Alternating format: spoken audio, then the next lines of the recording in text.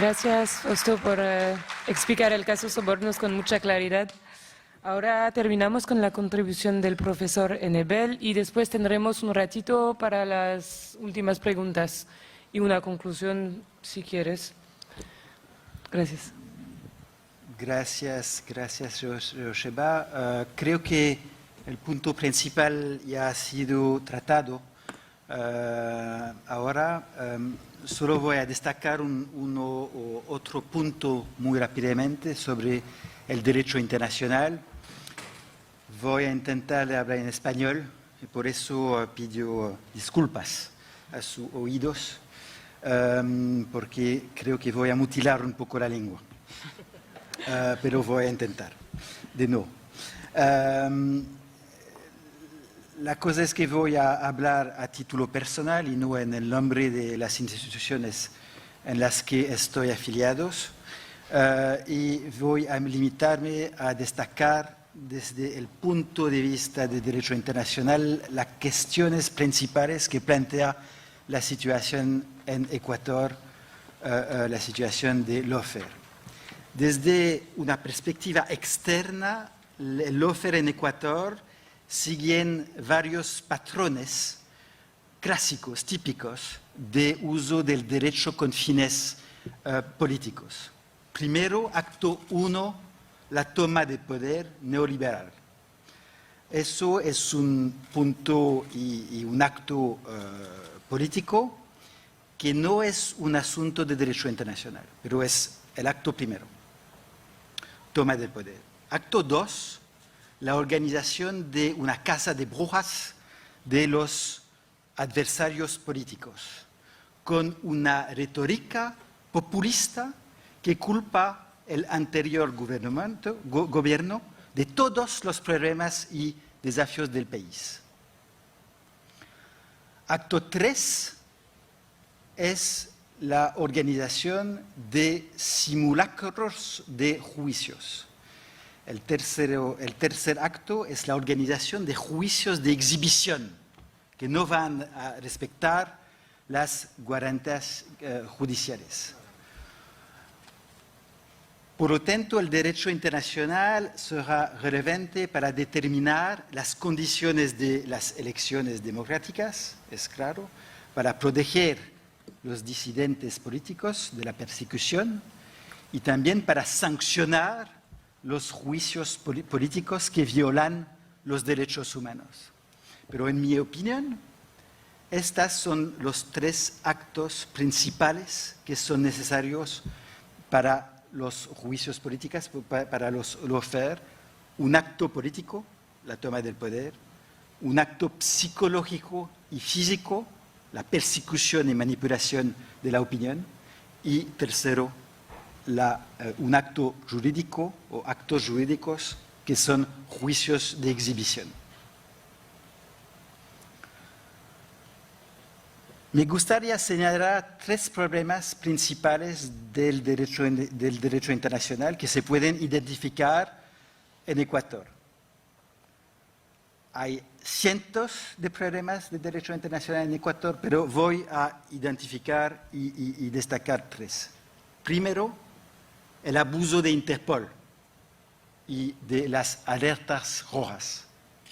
Segundo, la violación sistemática de las normas de un juicio justo y de las garantías judiciales. Tercero punto, la violación de los derechos políticos, individual, pero también colectivos. Sobre el primer problema del derecho internacional es la instrumentalización de Interpol. Uno de los instrumentos favoritos de las autoridades del lawfare es Interpol.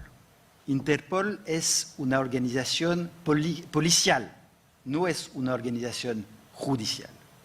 Entonces es bastante fácil de usar eso y de emitir una alerta roja contra un disidente político. Entonces, por supuesto, en teoría, deben cumplirse ciertas normas para utilizar este tipo de mecanismo. Tiene que respetar derechos humanos, tiene que ser seguro que no se va a usar eso con un objetivo político. Sin embargo, es claro que Ecuador ha abusado y manipulado sistemáticamente el sistema de notificación rojas con fines puramente políticos y violando los derechos humanos con el sistema de Interpol. Los objetivos son impedir que el adversario se mueva. Segundo, impedir que el adversario político ejerza sus derechos políticos, porque no puede regresar en su país. Tercero, dañar su reputación. Y finalmente, es facilitar las detenciones arbitrarias en algunos casos. Segundo punto es las violaciones del juicio justo, que es una práctica sistemática en Ecuador también.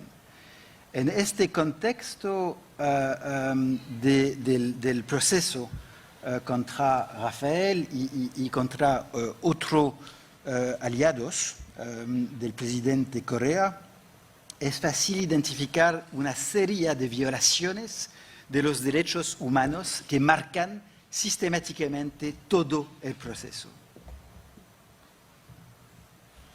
Aparte del hecho, que es importante, pero aparte del hecho que no hay pruebas nunca. Las principales violaciones técnicas emblemáticas son violación del derecho a ser juzgado por un tribunal independiente e imparcial, la violación de la presunción de inocencia, la violación de diferentes garantías judiciales y además es claro que hay la violación del derecho de la defensa, la violación del derecho de todo acusado a estar presente durante su juicio, la violación del derecho de los acusados a interrogar a los testigos, la violación también de la prohibición de la aplicación retroactiva de la ley penal. Además de eso, y dentro de eso, hay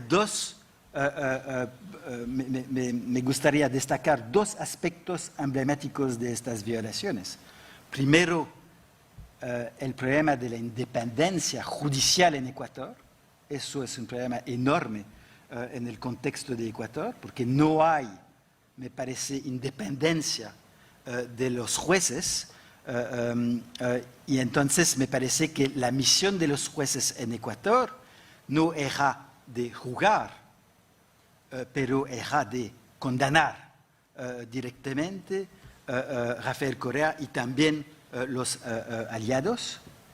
Sin una justicia independiente no se puede hablar de juicio justo. Segundo punto que quiero destacar es la violación. Eso es increíble, de un punto de afuera, pero es increíble eso, la violación de la inmunidad presidencial. Creemos que Rafael Correa está protegido por la inmunidad presidencial. No yo creo, pero es la Constitución que dice eso. Por las denuncias de hechos cometidos durante su mandato. Eso es muy claro. Y si hay duda, el duda tiene que ser en el favor del acusado en derecho penal. A menos que me presentan las resoluciones de la Asamblea aprobadas que levantan la inmunidad presidencial, pero creo que no hay, pero a menos que me presentan estas resoluciones, me parece claro que los jueces que juzgan Rafael Correa en diferentes casos, especialmente en sobornos, no tienen competencia para hacer eso. eso de un punto de derechos humanos, de derecho internacional, eso me parece muy claro. El tercer problema de derecho internacional que tengo que destacar es la violación de los valores del Estado de Derecho y de la democracia. Por último, no olvidamos que la finalidad de los juicios políticos es eliminar a un enemigo político, impedirle participar en la vida política de su país.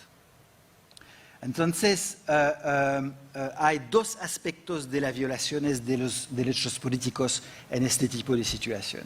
En primer lugar, se violan los derechos políticos individuales, ¿okay?, de las personas afectadas. Eso es muy claro. Y en segundo lugar, y tenemos que hablar de eso también, es que se viola también los derechos políticos colectivos de los votantes. Este tipo de lawfare va a destruir el proceso democrático y va a destruir también el Estado de Derecho y sus fundamentos. Eso para el abogado internacional, este tipo de violación es un desafío también porque implica derechos políticos y eso es muy difícil de argumentar sobre este tipo de derecho, pero es claro aquí. En conclusión, para mí es claro que aquí hay una lista muy larga de violaciones de derechos humanos y de derecho internacional en los casos sobre los cuales hablamos. Creo que si vamos a reflexionar juntos durante 2 días sobre los desafíos jurídicos del lawfare, podríamos empezar una reflexión juntos a partir del caso ecuatoriano, pero no solo, sobre estos 3 desafíos que merecen una reflexión. Primera, la instrumentalización del Interpol. Segundo, las violaciones de las garantías judiciales. Y tercero, las violaciones de los derechos políticos. Gracias por su atención.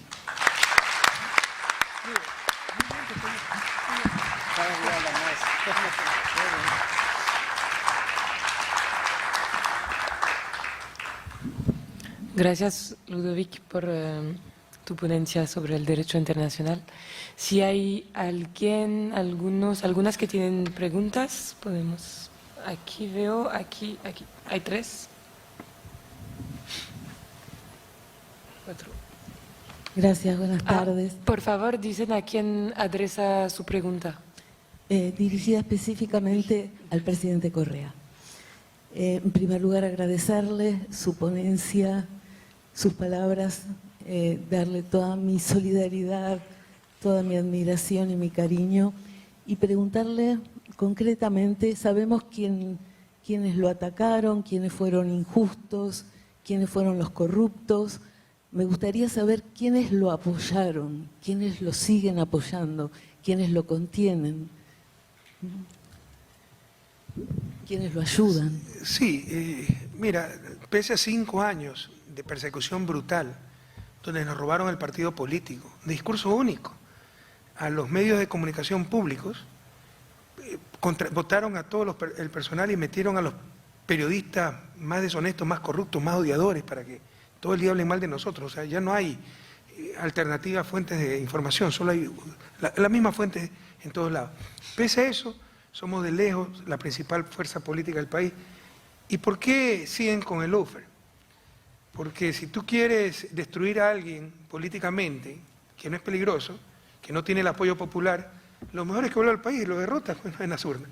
Es porque saben que si vuelve al país les gano todas las elecciones. Entonces, eso te reconforta mucho.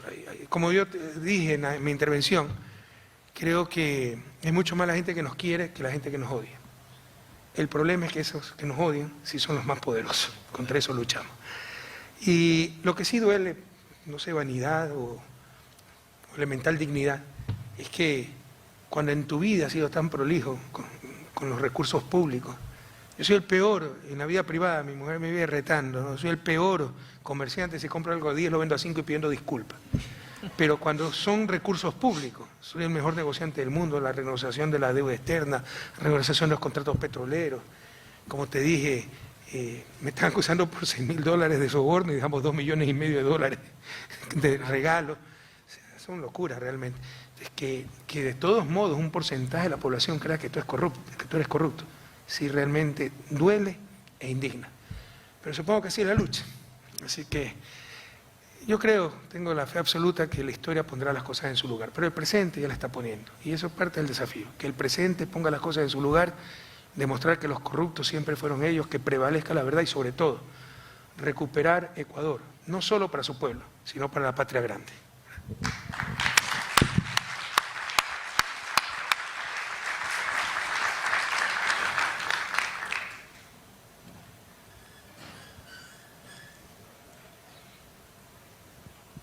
Gracias. Hola Mashi, ¿cómo estás? Desde Ecuador, te saludo a un compatriota. Fausto, ¿cómo estás? Hola. Gracias por estar acá, gracias por acompañarnos. ¿Puedes repetir tu nombre, por favor? Daniel Chamorro. Hola. Quería preguntar, haciendo una reflexión primero, esta persecución, ¿sí? Todo este aparato que ha estado en el Ecuador, ya no solo afecta a gente que está en la política, sino también ya gente común, porque ahora a cualquiera se lo puede meter preso. Tenemos el caso de Olavini, por ejemplo, ¿no? Tenemos gente que está en la cárcel, hoy si es un enemigo o cualquier persona, a la cárcel del Litoral, porque hay una crisis tremenda carcelaria en el Ecuador. ¿Qué nos queda en Ecuador primero? Porque se han tomado todo, el Consejo de la Judicatura, se tomaron la Corte Constitucional, se ha tomado todo. ¿Qué nos queda? ¿Qué hay en el Ecuador algo que sea independiente? Y por otro lado, internacionalmente, ¿hay algo que se pueda hacer? Porque claramente la OEA de Almagro no responde más que a sus propios intereses, ¿no? El Ecuador ha sido sancionado por tener prisión preventiva en reiteradas ocasiones, ¿sí? Hay algo, me imagino que va a tener consecuencias internacionales, ¿no? Por este tipo de ultraje a la justicia. Quisiera saber cuáles serían. Muchas gracias. Daniel, muchas gracias por estar aquí. Rafael, y gracias. muy buenas tus preguntas. Sí, tienes toda la razón. Los abusos han sido tan grandes que el mal ejemplo se refleja. Aunque no crean, eso yo lo viví en la presidencia. El buen ejemplo se refleja, pero el mal ejemplo también. El mal ejemplo de Lenín Moreno, de su corrupción, venalidad, canallada, etcétera, se transmitió a la gente común y corriente, a ciertos grupos. Es increíble. Y el mal ejemplo con el lawfare, al canciller Ricardo Patiño le sacaron orden de prisión por un discurso en un evento partidista, ni siquiera público, en un local cerrado. Llamó a la resistencia combativa, incitación a la rebelión, orden de prisión, está asilado en México. A la presidenta de la Asamblea Nacional, expresidenta Gabriela Rivadeneira, en octubre del 2019, las protestas por el alza de las gasolinas que juraron no subirla, invocó la muerte cruzada, anticipación de elecciones, figura constitucional, artículo 130, numeral 2, cuando lo llama a esa muerte cruzada a la Asamblea, artículo 138, cuando llama al presidente de la República. Invocaron un principio constitucional, incitación a la rebelión, prisión preventiva, se tuvo que refugiar en la Embajada de México, está asilada en México, y a su padre, ¿no?, lo acusaron de ser el lavador de dinero de Gabriela. Salió el presidente Moreno, sin vergüenza, bueno, no sé si era cadena nacional, en televisión nacional, decir, ya descubrimos al testaferro de Gabriela Rivadeneira, de su padre, una persona adulta mayor, le allanaron la casa de Gabriela delante de sus hijos. Bueno, un año después fue sobreseído, todo era una calumnia y nadie publicó nada. Estuvo preso el papá de Gabriela Rivadeneira. Entonces, cuando rompes todo límite de escrúpulos, eso, la gente cree que es la ley de la selva y que, bueno, volvimos a que sobrevive el más fuerte. Y los jueces creen eso, los jueces provinciales, etcétera.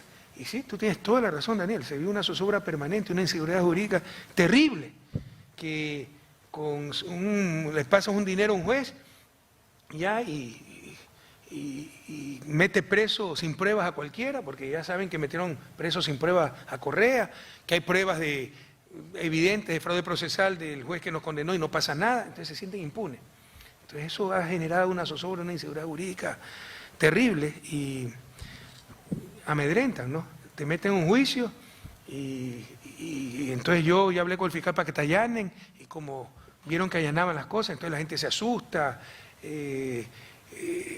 se somete siendo inocente, pero para evitar males mayores. Entonces la situación es verdaderamente grave. ¿Cómo solucionarlo? No nos engañemos, lastimosamente perdimos el poder por la traición y nunca me lo perdonaré, nunca me lo perdonaré.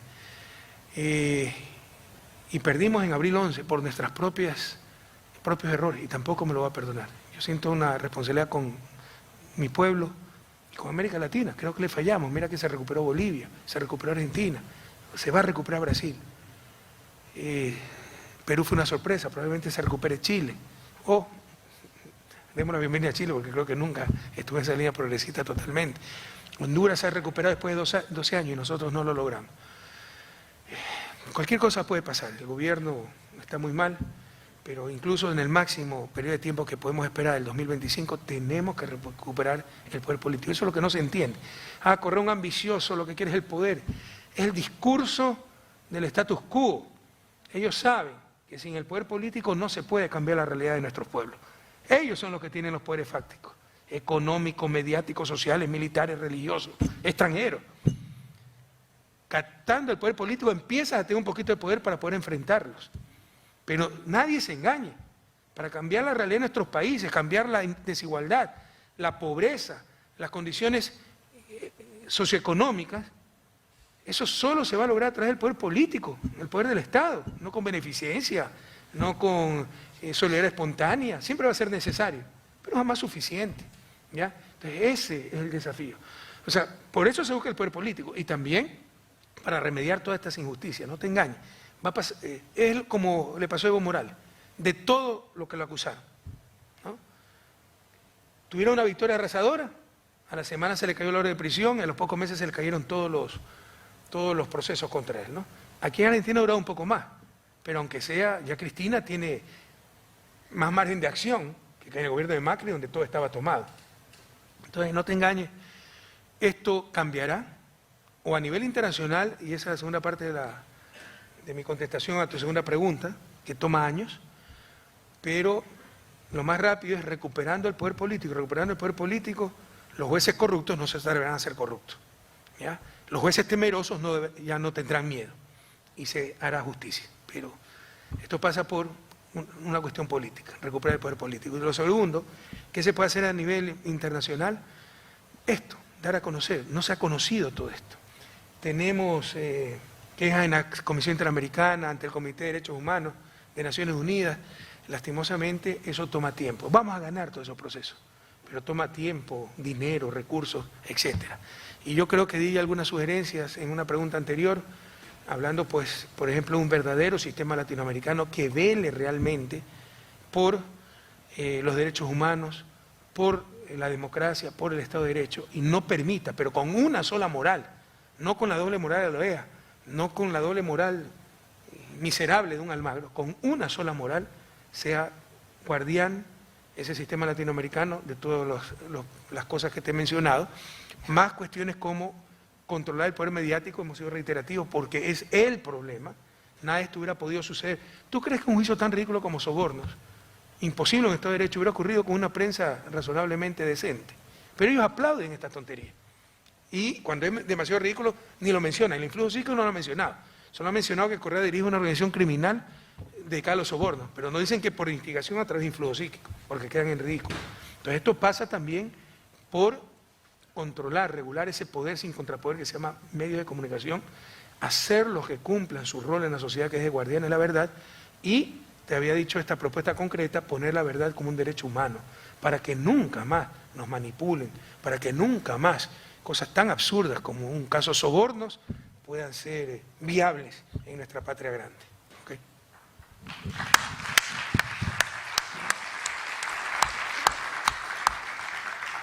Buenas tardes. ¿Se escucha? Sí. Buenas tardes, bienvenido. Un honor estar aquí escuchando y tratando de aprender no solo de los malos tratos y de los malos tragos, sino también de diseñar alguna estrategia de construcción. ¿Es posible generar en América Latina una estrategia de construcción que nos permita enfrentar no solo el imperialismo norteamericano, porque ese lo tenemos no solo a las puertas de la casa, sino dentro de la casa en muchos lugares? Acá hay bases norteamericanas en varios lugares del territorio y eso genera una presencia y un amedrentamiento propio, pero me parece que también los países de Europa no dejan de ser por lo menos prescindentes en estas cuestiones. Si no apoyan, en contra no están. Y eso me preocupa, me angustia un poco ver un futuro en América Latina muy complicado, muy difícil, y desde dónde poder construir. Hay un comentario. El general Perón en el 55 también sufrió la desperonización del país. Así que en eso también tenemos alguna ventaja de autoría. Prohibieron hasta pronunciar el nombre, por decreto, del general Perón. Por si acaso, algo similar nos ocurrió. Si sabes que prohibieron en las elecciones que utilicen mi imagen, en la propaganda salga yo con mis candidatos, porque había perdido, estaba sentenciado por corrupto y había perdido mis derechos políticos. Pero no de los derechos políticos del que quiera utilizar mi imagen. Entonces, prohibieron utilizar mi voz. Había audio donde decía, bueno, a votar todos prohibieron. ¿Cómo sabían que era mi voz?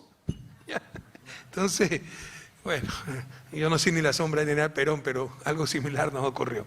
Mira, tu pregunta va mucho más allá del Lawfare, y tienes razón en algo. El Lawfare es una de las tantas expresiones de la lucha por el poder mundial. La gran lucha, yo te diría, entre el capital y los seres humanos, entre el beneficio de las élites y de las grandes mayorías. Y una lucha constante, en la que ellos van a utilizar todos los instrumentos para mantener el status quo. Al mundo yo le llamo el imperio del capital, lo rige el capital, los intereses del capital. Y hay cosas que asumimos como normales y son cosas escandalosas. Las garantías, que cuando haces un préstamo, lo que ocurrió en España, ¿no? Ellos mismos te buscaban para darte préstamos cuando tenían exceso de liquidez, por el exceso de liquidez había subido el precio de las casas, te daban $300.000 para comprar una casa que valía $200.000. Explota la burbuja, te quedas sin trabajo, tienes que entregar la casa que está más como garantía, pero no está en el préstamo, solo $200.000, y debes €100.000 y no tienes ni dónde vivir. O sea, eso lo aceptamos como normal, como técnico, es populista estar en contra de eso. Eso es intolerable. Es la total supremacía del capital sobre los seres humanos. El riesgo debe ser compartido, a lo sumo, porque moralmente el riesgo debe caer sobre el capital, no sobre los seres humanos. Claramente hay una crisis. Y económicamente es esta economía boba, porque llegan al peor de los mundos y buscan el bien común. Bancos repletos de casas vacías, que no necesitan, y gente que necesita casas sin casas, ¿no? Entonces, pero ese es el mundo, y todo es así. Todos estos tribunales de inversiones, de protección de inversiones, y lastimosamente Europa, la gran Europa, la Europa de la Ilustración, también está dominada por ese capital. Y yo te diría que en este momento es más liberal que Estados Unidos, ¿ya? Y obviamente Estados Unidos. Entonces es la lucha. ¿Cómo debemos enfrentarlo? De muchas maneras, buscando nuestro propio camino, no copiando recetas internacionales, fondos monetarios, ¿no? Que lo que quieren es imponerte el neoliberalismo, pero ¿a quién beneficia el neoliberalismo? Es un absurdo en la región más desigual del mundo. Suponte que el que quiera creer en el neoliberalismo, yo no creo en eso, porque tiene mucho que ver con individualismo. Yo creo en una comunidad, en la sociedad. Ser feliz no puedes ser feliz solo, tienes que ser feliz con los demás. Cualquier concepto de justicia verdadero, yo sé que han hecho torturas de ciertos conceptos para derivar principios de justicia racionales y legitimar el liberalismo, Rawls y tantos otros, ¿no? Pero cualquier concepto de justicia tiene que ver al otro, tiene que ver con el resto, ¿ya? Entonces el liberalismo, ir a un concepto de justicia es bastante difícil. Entonces, ¿por qué te decía eso? Se me fue la idea. ¿Por qué le estaba diciendo eso? ¿Alguien se acuerda? El cansancio. ¿Qué hacemos con el involucramiento de Ya. Europa y Estados Unidos? Entonces, bueno, ya se me fue la idea por qué te decía esto, pero ya, a ver, era porque copiamos recetas del extranjero, ¿no? Y si queremos copiar, hagámoslo bien. Copiemos lo que hacían cuando tenían nuestro nivel de desarrollo, no ahora que son los países más desarrollados del mundo. Mira lo que... Porque tú has hablado del imperialismo, y tienes razón, hay imperialismo. ¿Quién más que yo para ratificar? Que somos el patio trasero de Estados Unidos. Tienes razón, somos el patio trasero de Estados Unidos. Pero la primera pregunta que debemos hacernos los latinoamericanos es por qué nosotros somos el patio trasero y no ellos. Porque en época la colonia de América Latina era más rica que Estados Unidos. La gran diferencia aparece en el siglo XIX, cuando despegas el desarrollo aprovechando la revolución industrial de Estados Unidos y nosotros nos estancamos en el pasado. Nos estancamos en el subdesarrollo y ahora en el mal desarrollo, que es más difícil de solucionar que el subdesarrollo. Esa es la pregunta que tenemos que hacer. Y si queremos copiar, hagamos lo que hizo Estados Unidos para salir de su desarrollo, no ahora que ha desarrollado. Y anda a ver que tuvo el sistema nacional, el National System, la escuela americana, la American School, algo muy parecido al estructuralismo que llegó a América Latina un siglo después. Buscaron sus propias soluciones. Ahora que están desarrollados, ahora que les conviene el libre comercio, ahora que son los dueños de los capitales, entonces la liberación de capitales, libre flujo de capitales. Ahora que producen conocimiento, sí, derechos de propiedad súper estrictos, pero antes eran los primeros en robar conocimiento, ¿no? Entonces, si queremos copiar, hagámoslo bien, copiemos cuando tenían nuestro nivel de desarrollo, no ahora que son los países más desarrollados del mundo. Yo siempre pongo como ejemplo, y perdona que esto me apasiona, una de mis especializaciones en el doctorado de Economía es Desarrollo, y creo que soy de los pocos PhD en Economía con especialidad en Desarrollo que tengo la oportunidad de dirigir 10 años un país en vía de desarrollo. Esto me apasiona, estoy escribiendo sobre esto. Por si acaso, si todo va bien, mi libro se publica en agosto del próximo año y Random House de Argentina. En todo caso, sí, tal vez, porque es Random House de Argentina. Yo siempre comparo el desarrollo, las etapas de desarrollo, como una carrera de Ironman, que tiene 3 etapas, ¿no? Correr, nadar y la última etapa es ciclismo. América Latina es la región más desigual del mundo, pero no es la más pobre, es la clase media mundial. Los más pobres son África, ciertas regiones del sudeste asiático, ellos están en la etapa de correr. Nosotros estamos en la etapa de nadar. Los países desarrollados ya están en la etapa ciclística, pero nosotros queremos nadar con la bicicleta. Eso es un completo absurdo. ¿Okay?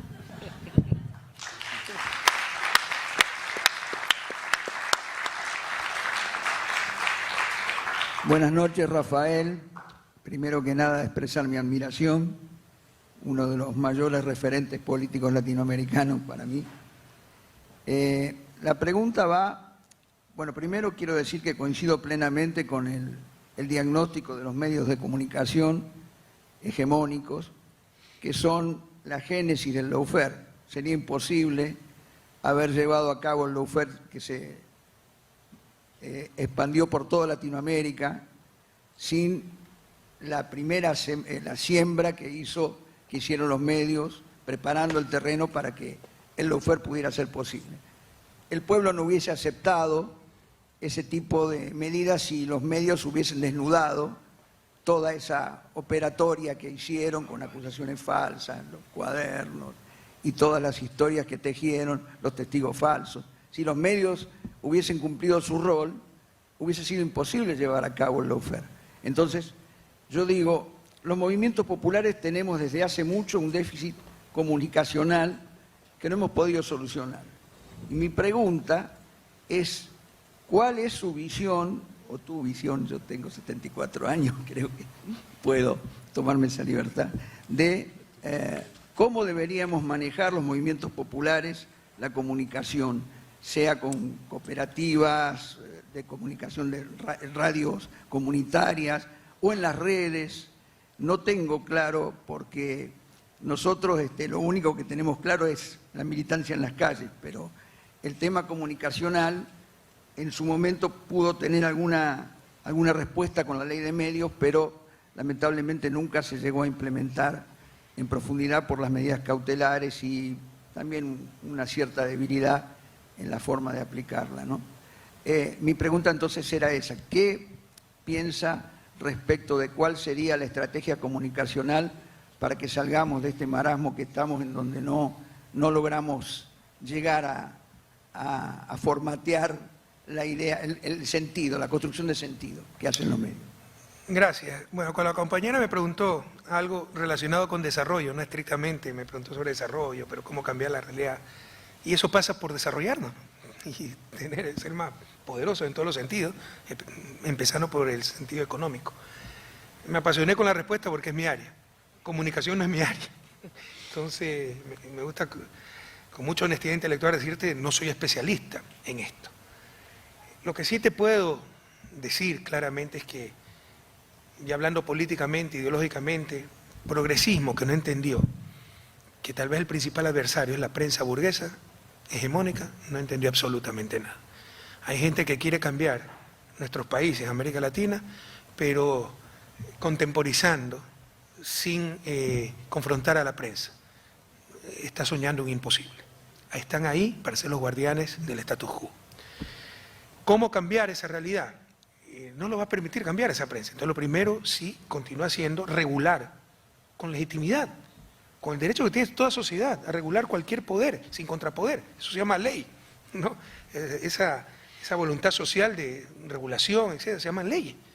Con una adecuada ley, los excesos de esa prensa y exigirle.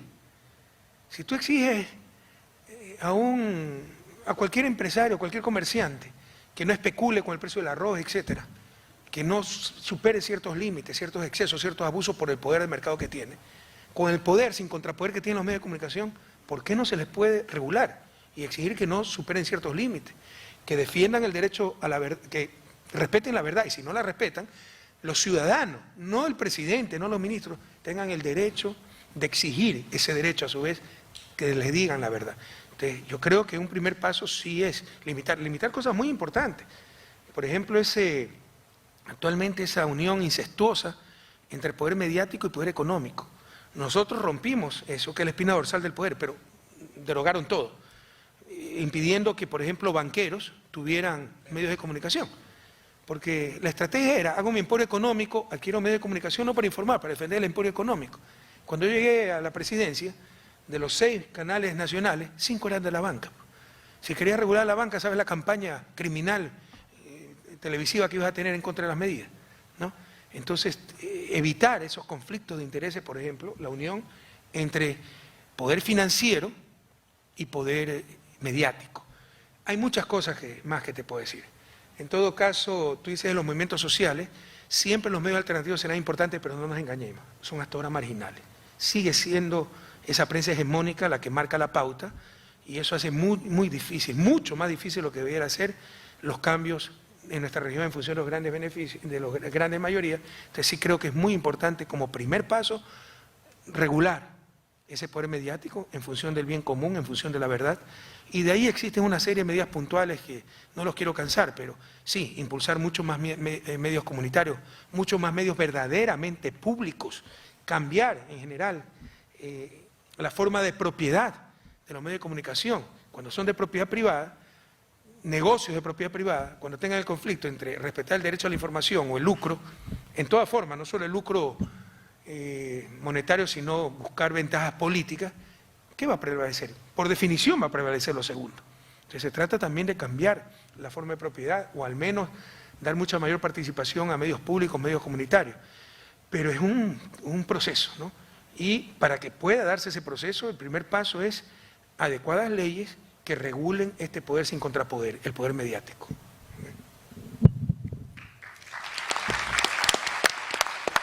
Bueno, si les parece bien, vamos a darle un fuerte aplauso a Rafael y a los compañeros.